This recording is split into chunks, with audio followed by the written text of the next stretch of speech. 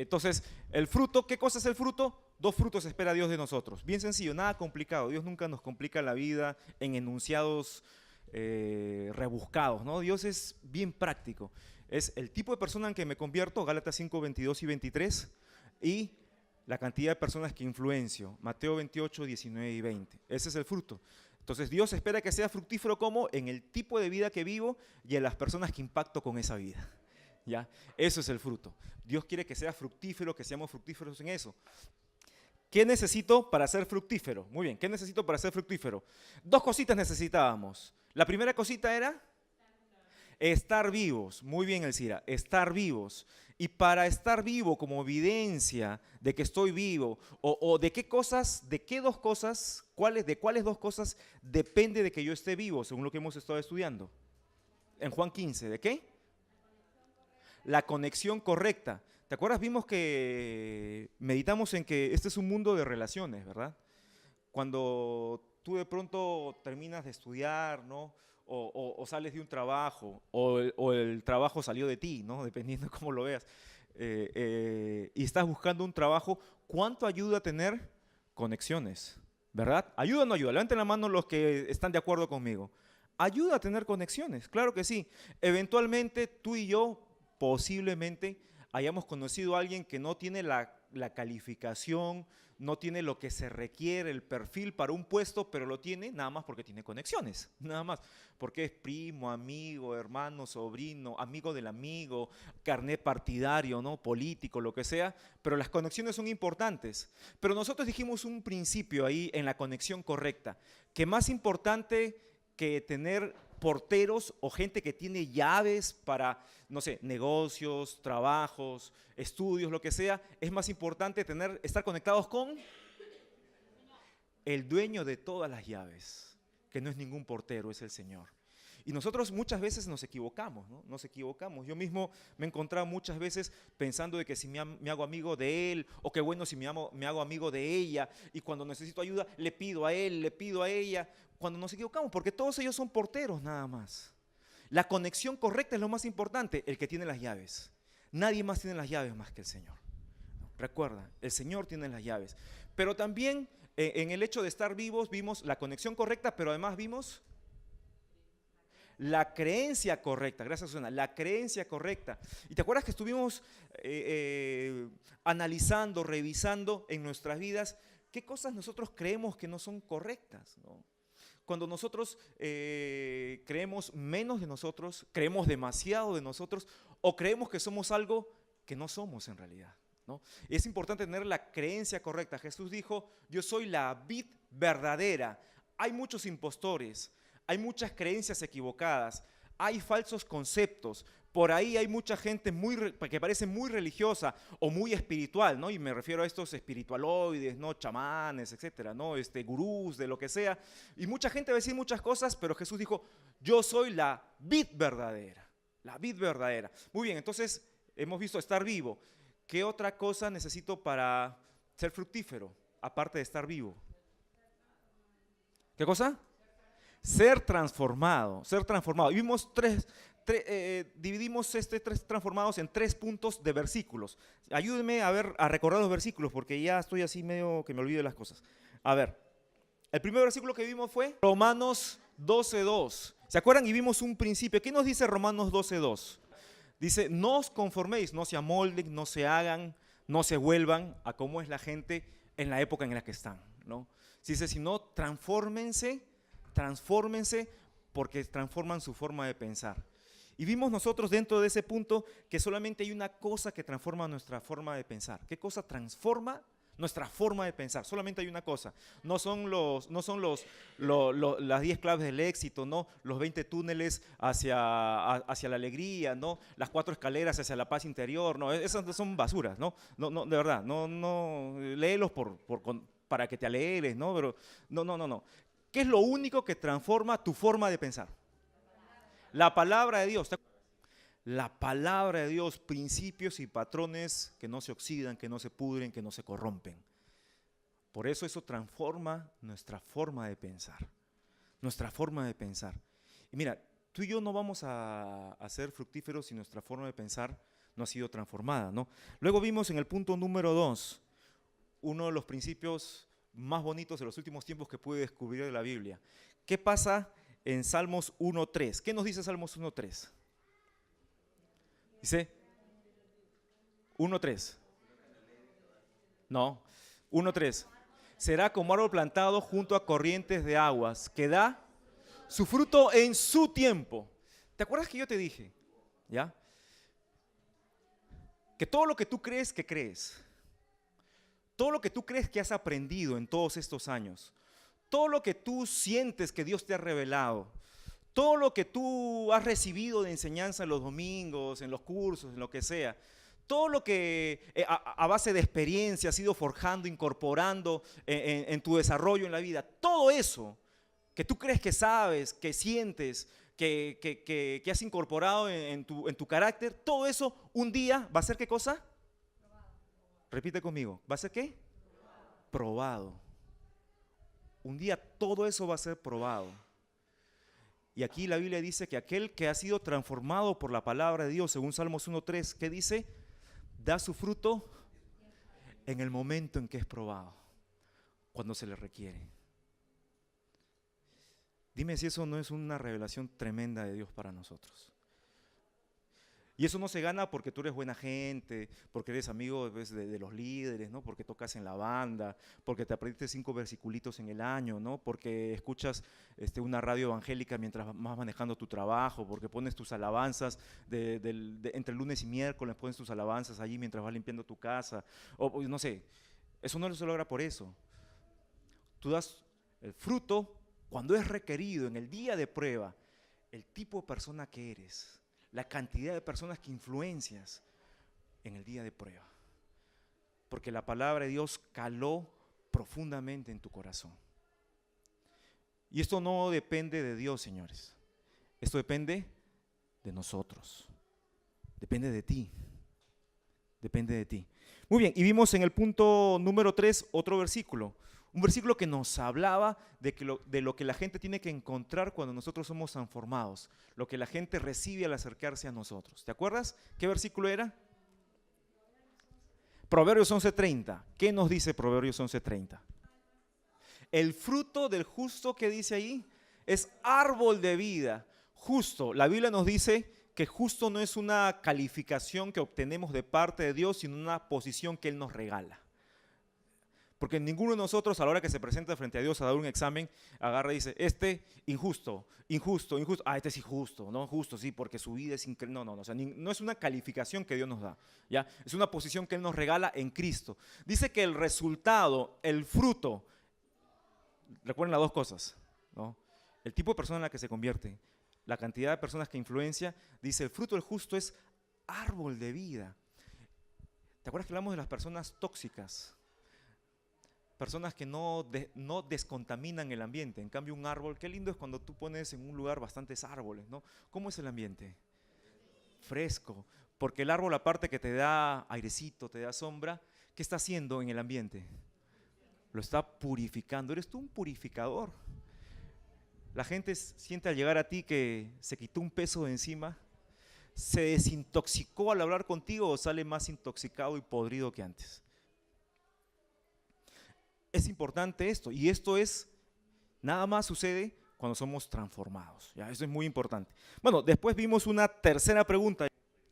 ¿Por qué no soy fructífero? Vamos a Mateo capítulo 13, versículos del 1 al 9, por favor. Dice, aquel día salió Jesús de la casa y se sentó junto al mar, y se le juntó mucha gente, y entrando él en la barca se sentó, y toda la gente estaba en la playa, y les habló muchas cosas por parábolas. ¿Te acuerdas qué cosa era una parábola? Una enseñanza espiritual profunda en ejemplos de la vida cotidiana. Ya, sencillísimo. He aquí el sembrador salió a sembrar, y mientras sembraba, parte de la semilla cayó junto al camino, y vinieron las aves y la comieron. Parte cayó en pedregales, donde no había mucha tierra, y brotó pronto porque no tenía profundidad de tierra. Pero salió el sol y se quemó, y porque no tenía raíz, se secó. Y parte cayó entre espinos, y los espinos crecieron y la ahogaron. Pero parte cayó en buena tierra y dio fruto cual a 100, cual a 60 y cual a 30 por uno. El que tiene oídos para oír, Oiga, vamos a saltearnos al versículo 18, donde Jesús mismo da la interpretación de esta parábola, ¿ya? Él mismo da la interpretación, dice, oíd pues vosotros la parábola del sembrador. Cuando alguno oye la palabra del reino y no la entiende, viene el malo y arrebata lo que fue sembrado en su corazón. Este es el que fue sembrado junto al camino.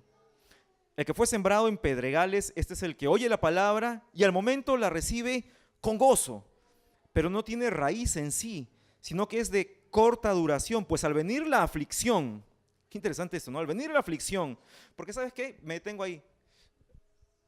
Como te dije hace un ratito, ¿no? Y lo he dicho las últimas semanas.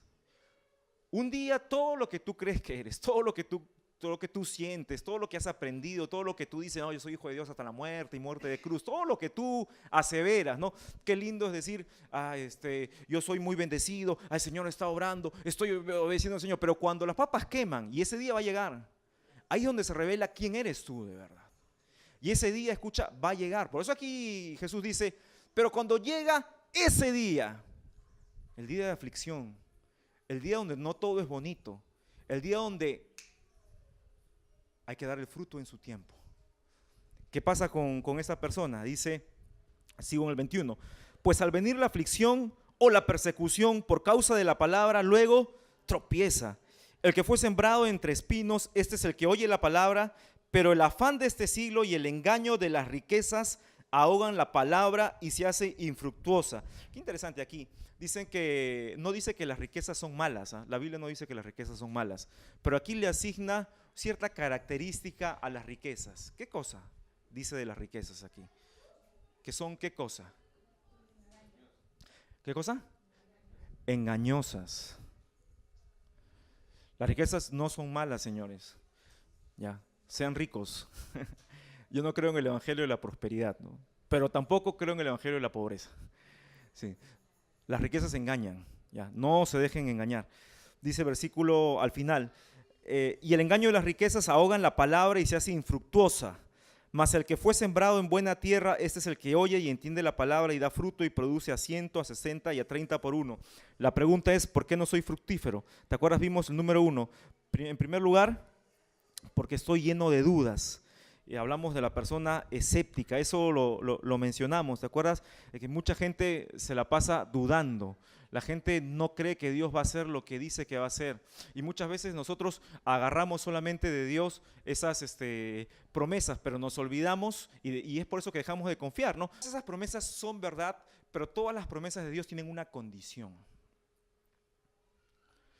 ¿Y te acuerdas que vimos el ejemplo de Abraham? Dice Génesis 12, y haré de ti una nación grande. Y por cierto, este es uno de los versículos que siempre obligatoriamente ponen en las tarjetitas, ¿no? Y haré de ti una nación grande, y te bendeciré, y serás bendición, y todas las familias serán benditas en ti, y serás bendito por aquí, por allá. Tremendo, ¿no? Entonces uno saca la tarjeta, ¡ay, soy bendecido, Señor, gracias! Y se va y pierde el trabajo. Y se va y le choca en el carro. Y sale a la casa y le roban la casa. Y muchos dicen, no, las promesas no se cumplen. No, espera un momento. Las promesas sí se cumplen. Pero para que Abraham llegue a ser una gran nación como llegó a ser después el pueblo de Israel, bueno, hasta ahora, ¿no? Tuvo que pasar por Génesis capítulo 22. ¿Qué nos dice Génesis 22? Perdón, 24. ¿Qué nos dice? Dios le dice a Abraham, ahora quiero que tomes a tu hijo Isaac, tu único. ¿Es Génesis 22 o Génesis 24? Corríjame, por favor. Ahora, 22. Quiero que tomes a tu hijo a Isaac, tu único, y lo sacrifiques. Porque mira, todas las promesas de Dios para su cumplimiento entrañan un proceso. Y en el proceso viene lo que te dije hace un ratito, ¿no? Lo que te vengo diciendo, que un día, y te lo repito todo el tiempo para que te acuerdes, todo lo que tú crees que crees, todo lo que tú crees que sabes, todo lo que tú sientes por el Señor, por la iglesia, y toda la gratitud, que todo eso un día va a ser probado. Y tú no vas a ser bendecido hasta que seas probado. Pero nosotros creemos mal. Creemos y nos llenamos de dudas porque Dios no actúa pues al estilo microondas, ¿no? Que yo lo meto y a 30 segundos da vuelta y salió la bendición. No es así, señores. Porque nos hemos acostumbrado a tenerlo todo. ¿Qué necesitas? Ay, necesito una ropa, necesito una falda, un pantalón, una camisa. Ah, para eso está mi tarjeta de crédito, ¿no? Ya la tengo ya. ¿Qué necesitas? Necesito un esposo, una esposa. Ay, lo que venga, ¿no? Con tal de que tenga piernas, ¿no? Lo que venga, ¿no? No, nos equivocamos. De verdad, nos equivocamos. ¿Qué necesitas hacer? Necesito estudiar. Ah, lo que sea más fácil, ¿no? Lo que no me demande, que no sea nada exigente. Porque queremos todo fácil y rápido, ¿verdad? Y si no es fácil y rápido, no lo quiero. Me desespero, me como las uñas, Dios tiene la culpa, me molesto.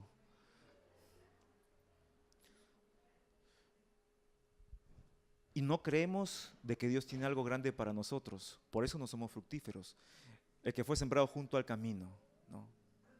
Todo tiene que ser rápido. Pero vamos a la letra B ahora. No soy fructífero porque, y vamos a ver en Mateo, el siguiente grupo de semillas cayó ¿dónde?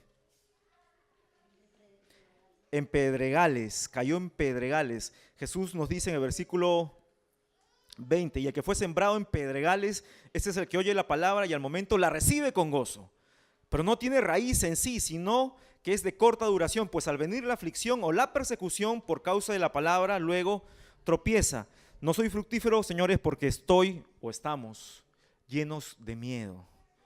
Llenos de miedo. Mira, aquí nos dice que el que es sembrado en pedregales recibe la palabra y dice, ¿cómo la recibe? ¿Con qué actitud? Ahí dice la Biblia lo dice.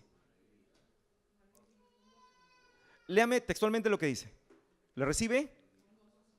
Con gozo. Es el que dice, ay, qué lindo, qué buen mensaje. El Señor me ha escuchado. Uy, esto es lo que yo toda mi vida estuve buscando. Esta es la verdad. Por fin alguien que me enseña, ¿no? Qué lindo. Uno llega y hasta de repente hay lágrimas, ¿no? ¿Quién quiere en esta mañana entregarle su vida al Señor? Y la persona levanta su mano y con lágrimas se abraza al primero que encuentra. No, hoy día el Señor ha llegado a mi vida. Y está emocionado.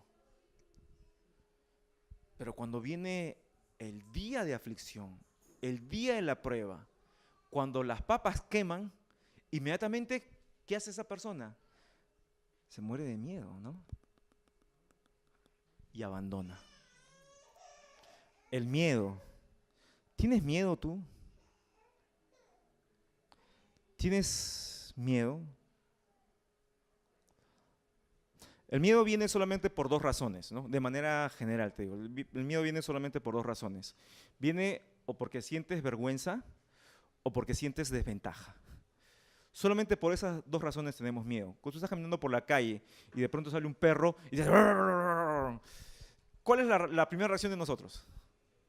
Nos asustamos, ¿no? Salvo que tú te creas perro también y nos asustamos, ¿no? ¿Por qué nos asustamos? No es que lo pensamos, pero inmediatamente ¿qué sentimos? Desventaja, ¿verdad? Sentimos desventaja porque el perro puede mordernos, hacernos daño y bueno, nos asustamos, ¿no? Pero también nos asustamos porque sentimos vergüenza, porque sentimos que esto es muy difícil, nos sentimos inadecuados, nos sentimos que no damos la talla. Acompáñame a Génesis, por favor, capítulo 3.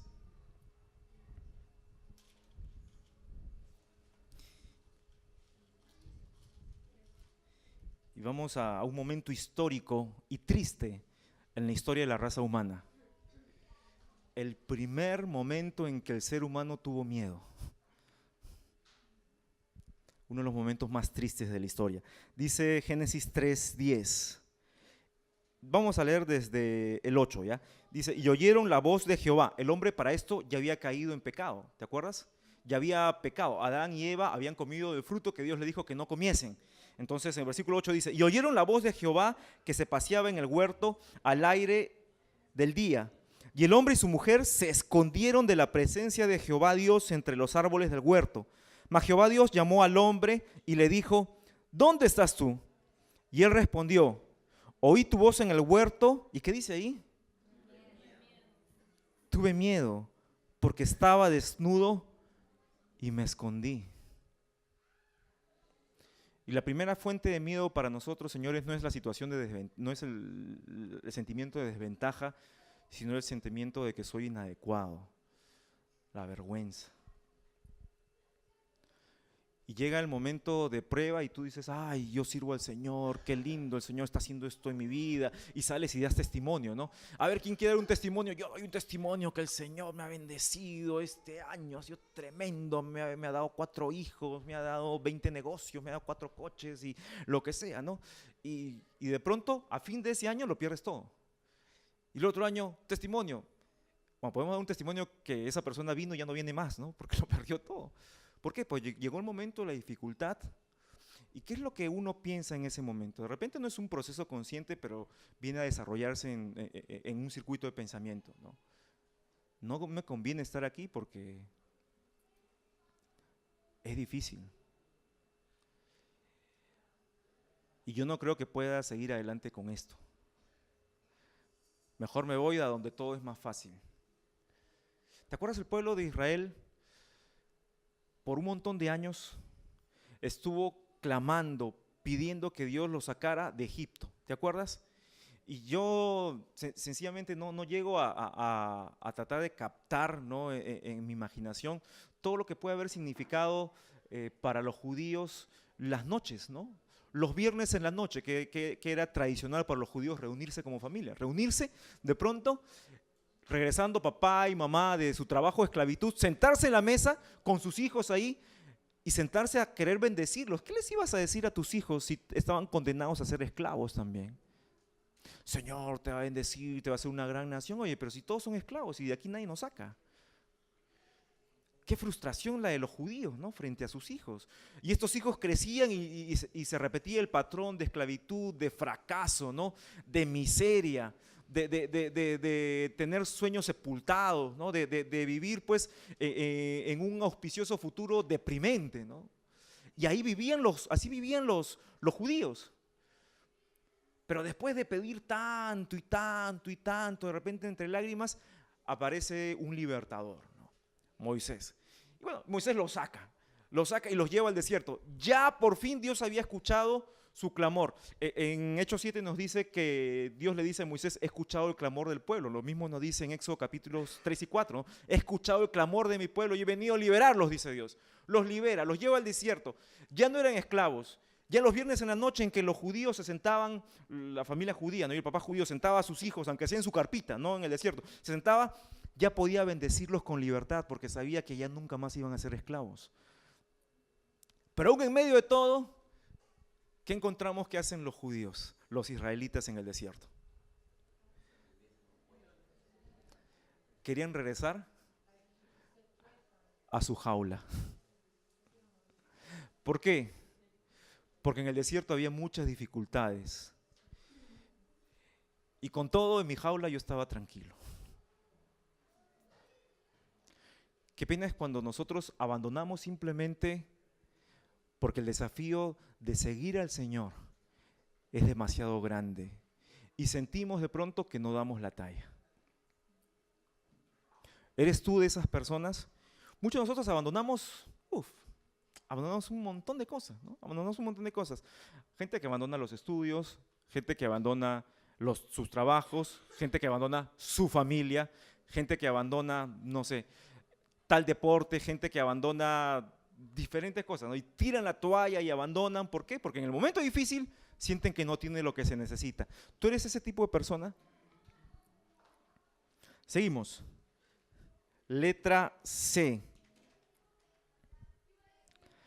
¿Por qué no soy fructífero? En la letra A vimos porque estoy lleno de dudas, en la letra B porque estoy lleno de miedos, en la letra C estoy lleno de ambiciones equivocadas.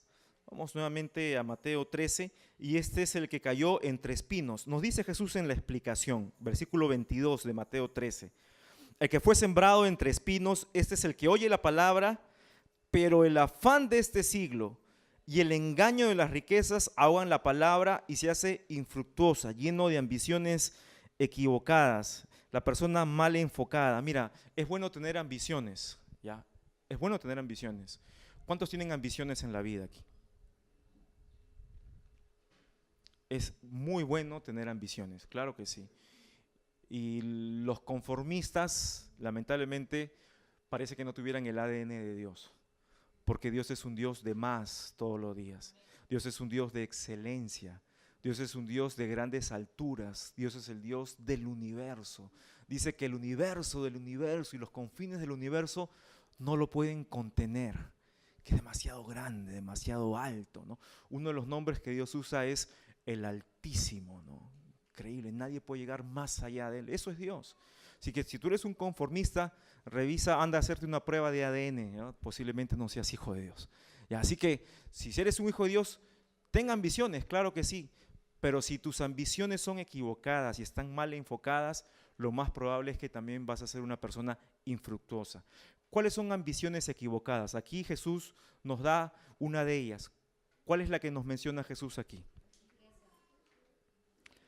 El engaño de las riquezas. ¿Cuándo nos engañan las riquezas? Cuando pensamos que de ellas dependen nuestras vidas, que ellas son la fuente. Muchos de nosotros tenemos un estado de ánimo de acuerdo a la cantidad de dinero que tenemos en el bolsillo. ¿Cuántos dicen, yo sé de qué estás hablando?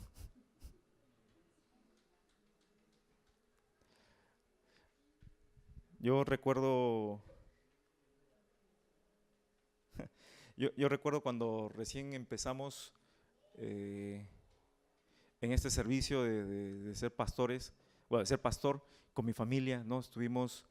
Estábamos orando porque el Señor nos provea tantas cosas y yo recuerdo haber pasado algunas noches pidiéndole a Dios algunas cosas, ¿no? Que se solucionen, cosas financieras, ¿no? Señor, se tiene que solucionar esto, se tiene que solucionar el otro. Y en ese entonces yo tenía un carrito, un Toyota Tercel. Algunos lo conocieron, ¿no? Un grisecito. Y en ese carrito nos íbamos a todas partes, e incluso yo llevaba a muchas personas ahí para algunas reuniones, la jalaba, todo. Creo que nunca lo he dicho antes, casi nunca tenía dinero para la gasolina de ese carro. Bueno, mi esposa lo sabe. Casi nunca, o sea, siempre que había que bajar para una reunión, yo bajaba y me paraba frente al carro y decía, chacana, no tengo. Y yo decía, ¿cuánto necesitaré de gasolina? Y nunca tenía dinero para la gasolina, ¿no? Nunca tenía dinero para, no sé qué pasaba con ese carro, nunca tenía dinero para la gasolina. Pero siempre andaba, ¿no? Siempre de una manera u otra. Y yo me acuerdo que en una semana yo dije, no puede ser que nunca tenga dinero para la gasolina, voy a pedirle al Señor que esta semana me provea de 200 soles. Esa es mi oración, ¿no? Yo quería 200 soles esta semana solamente para gasolina, ¿no? Señor, tú vas a proveer de una forma. Y mira, no te estoy diciendo, mira, que los pastores son pobretones, no, porque eso no es cierto, ¿ya? Eso no es cierto. El que piensa que ser pastor es sinónimo de ser pobretón, de ser muerto de hambre, ese no conoce al Señor. El Señor es un buen jefe y paga bien, amén. Eso es el Señor, eso es el Señor. Y si uno le sirve, la Biblia dice, si alguien me sirviere, mi Padre le honrará. Pero son situaciones donde el día todo lo que tú crees que crees, todo lo que tú crees que eres, llega un momento que es probado, pues, y es así, tiene que ser así, tiene que ser así. Entonces yo estuve orando, Señor, sí que provee esto, el otro, y me había salido un trabajito para hacer, una cosa de música. La cosa es que ahí estaban mis 200 soles, ¿no? Dije, Señor, gracias porque has respondido, ¿no? Y cuando yo dije, ya, voy a hacer este trabajo, me llama la persona, me dice, ya no quiero ya. Y ese día yo tenía que echar gasolina en el carro. Otra vez el tema de la gasolina. Y me llamaron camino a encontrarme con esa persona. Sí, fue en camino porque me detuve en el grifo. Justo en el grifo estoy entrando para echar gasolina. O sea, iba a echar un dinero, pero después lo iba a reponer, pues, ¿no? De eso que me iban a pagar. Y no, me llaman y me dicen, no, y ya estaba con el carro ahí. Y sabes que me puse a llorar. Y le dije, Señor, ¿qué pasa? ¿No? Dice, ya voy a salir y no sale. Y yo sentí clarito la voz de Dios que me dijo, no creas que lo que tú haces es lo que te mantiene a ti. Soy yo. Y con ese carrito nos hemos ido a todas partes y nunca me endeudé por gasolina. Yo no sé de dónde salía el dinero. No, aparecía el dinero, yo no sé, o la gasolina, no sé si le echaban más agua o el grifero se equivocaba y seguía echando, yo no sé. Pero ahí el carrito funcionaba. Y andaba y andaba. Y tú conociste ese carrito, Percy, ¿te acuerdas de ese carrito? Y andaba. Por todas partes me iba con ese carro. Y el Señor siempre proveyó. Siempre proveyó. Y uno podría decir, pero ¿y de dónde salía la plata? Que la plata es lo más importante. No, no, yo aprendí y aprendimos en casa, ¿no? De que el Señor es la fuente. A mí la riqueza no me va a engañar. Si yo no tengo plata para la gasolina, si no tengo plata para mi pasaje, si no tengo plata para mis estudios, si no tengo, eso no me va a detener de hacer lo que Dios me ha mandado a hacer. Nunca. Porque si Él me ha mandado a hacer algo, yo lo voy a hacer, a pesar de que no haya. Porque Él es la fuente y Él no va a fallar. Oye, Jesús nunca llega tarde. No llega en el momento en que nosotros queremos. Señor, necesito un trabajo este viernes. Y llega el viernes y el siguiente viernes y el siguiente y no tienes trabajo. Oye, ¿qué pasó? Dios no responde. No, no, no. Él no funciona cuando tú quieres, Él funciona cuando Él quiere y ya lo ha planeado. Ya. ¿Cuántos dicen amén a esto? Él funciona así. Pero en el interín, tú tienes que dar fruto. Eso es lo que espera. ¿Qué clase de persona eres tú cuando las cosas no salen como tú quieres? Y dice aquí el pasaje nuevamente, dice que el afán de este mundo y el engaño de las riquezas hacen que esa persona se vuelva infructuosa. Claramente dice el versículo, infructuosa. Si tú eres de las personas que tienes ambiciones equivocadas, este es el momento, yo te digo, que le digas al Señor, Señor, cámbiame de ambiciones, cámbiame de enfoque. Yo quiero terminar el mensaje de esta mañana con una historia, ¿ya? Una historia real de un hombre, no sé si yo voy a mencionar el nombre, algunos sabrán quién es. Este es un hombre que nació en Etiopía, ya en años convulsionados, en un continente hasta ahora convulsionado, como es el continente africano, ¿no? En el año de 1932 nació Abebe Bikila. Abebe Bikila era de una familia humilde, nació en una ciudad que se llamaba Hato. Ya. Como decimos, voy a mi jato, ya, él nació en su jato, ¿no? Nació en una ciudad que se llamaba Hato. Creció como un pastor de ovejas y solamente terminó la primaria, lo que equivaldría para nosotros la primaria.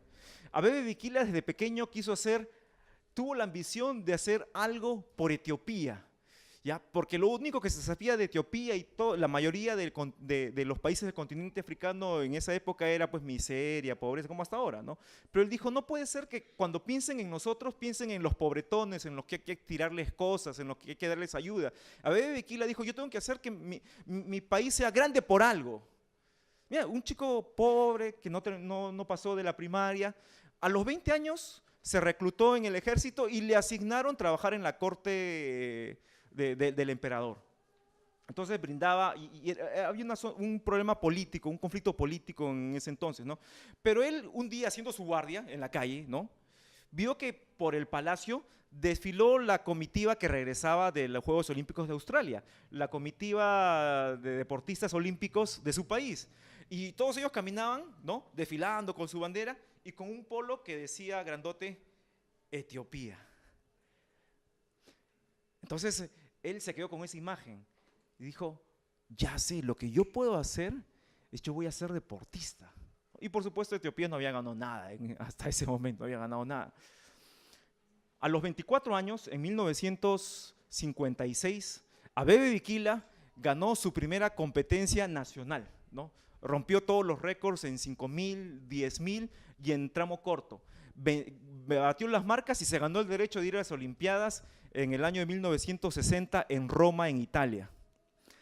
Abebe Bikila llegó en 1960 a las Olimpiadas y se inscribió en la maratón, los 42 kilómetros. Se inscribió en la maratón y corrió sin zapatos, porque Adidas era el sponsor de los atletas y se probó, y como no tenía la costumbre de usar zapatos, simplemente no me gustan, no puedo correr, corro descalzo.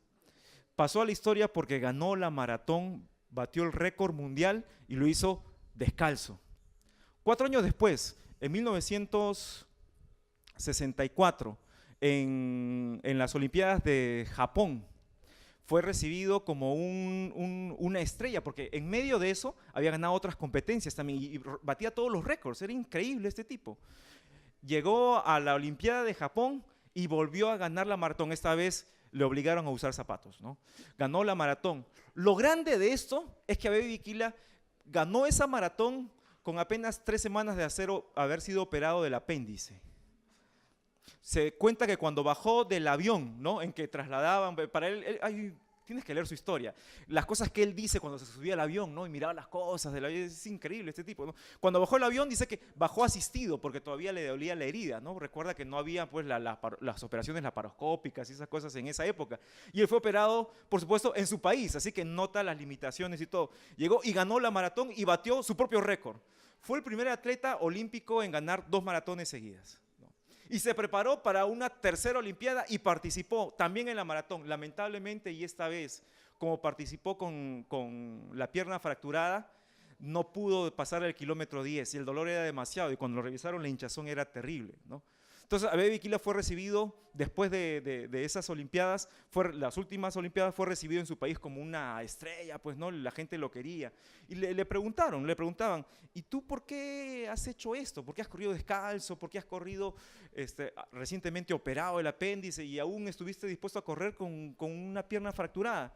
Le decía, porque yo quiero que la gente recuerde que en mi país no tenemos muchas cosas, pero tenemos carácter. Y nosotros sabemos ganar con nuestro esfuerzo. Nosotros no tenemos miedo de seguir adelante. Lamentablemente, ¿no?, tuvo un accidente, el emperador le regaló un Volkswagen Escarabajo, ¿no?, que había pocos carros en su país, y tuvo un accidente, lamentablemente, y quedó parapléjico. En las Olimpiadas de 1972 participó sentado en su silla de ruedas, tirando arco, ¿no?, tirando sus flechitas con su arco. En el 73, por el accidente que tuvo, que no se recuperó del todo, murió de un problema cerebral. A su funeral asistieron 100.000 personas. Y hasta ahora es considerado como uno de los personajes más honorables de su país.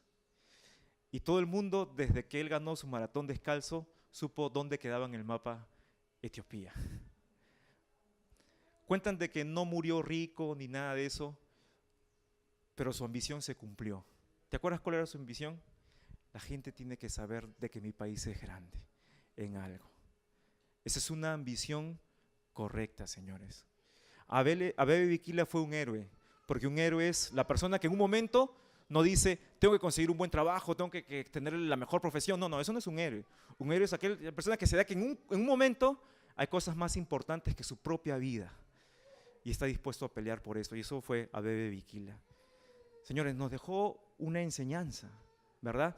Uno de sus compañeros de equipo en la maratón donde él se retiró a los 10 kilómetros, ¿no?, por tener la pierna fracturada, cuenta que cuando él lo estaban llevando, lo detuvo a su compañero que venía corriendo atrás, ¿no? Lo detuvo un ratito y le dijo, ahora tú tienes que ganar por nuestro país.